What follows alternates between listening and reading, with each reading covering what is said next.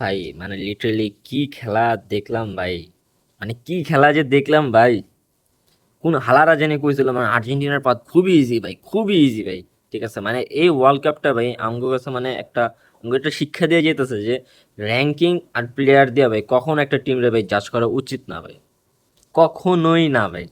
ঠিক আছে, স্পেন রে ভাই কান্দে আইছে, উরুগুয়েরে কান্দে আইছে, সৌদি আরবের কান্দে ভাই, গ্রুপে ভাই সেকেন্ড আইছে ভাই। ঠিক আছে ভাই, আগে তো ক্যাপে ভার্দের কেউ মনে হয় না কেউ নামও শুনছে ভাই, দেশের নাম শুনছে এটাও আমার ডাউট আছে ভাই।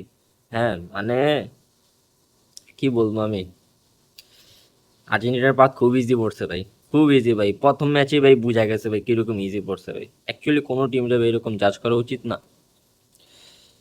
মনে হইতেছে মানে ওয়ার্ল্ড কাপের ওয়ান অফ দ্য স্ট্রংগেস্ট টিমটা হারাইছি ভাই। ঠিক আছে, one of the top ten এই স্ট্রংগেস্ট টিম মনে হইতেছে আমার কাছে। এত সাফার করা লাগে না ভাই। আমরা 24 নাম্বার র্যাঙ্কিং এর প্লেয়ার টিমের সাথে খেলছি, 28 নাম্বার র্যাঙ্কিং এর টিমের সাথে খেলছি, এত সাফার তো ভাই করা লাগে না। আর ক্যাপে ভার্দের নামে এবার প্রথমবার শুনতেছি আমি এই ওয়ার্ল্ড কাপে। তো